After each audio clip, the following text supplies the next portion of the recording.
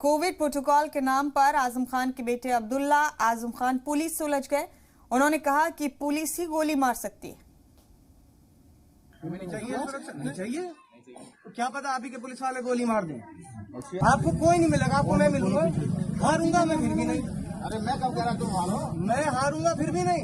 इंशाल्लाह जीता। यूपी के रामपुर में पुलिस से बहस करते हुए ये है अब्दुल्ला आजम। समाजवादी पार्टी के दिग्गज लीडर आजम खान के बेटे हैं और इन्हें अखिलेश यादव ने स्वार सीट से उम्मीदवार बनाया है।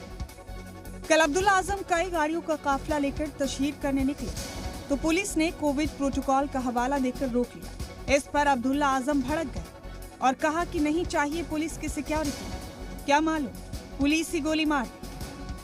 नहीं चाहिए तो क्या पता आप ही के पुलिस वाले गोली मार दें।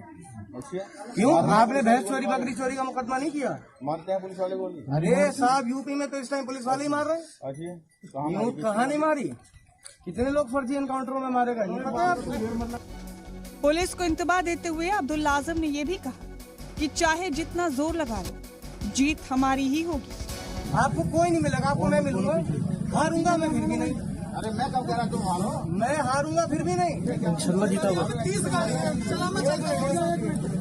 सब मिला, सबका वोट एक तरफ मिला लीजिएगा तब भी जीतूंगा। अरे इंशाल्लाह जीतोगे तुम। तब भी जीतूंगा। इंशाल्लाह जीतोगे।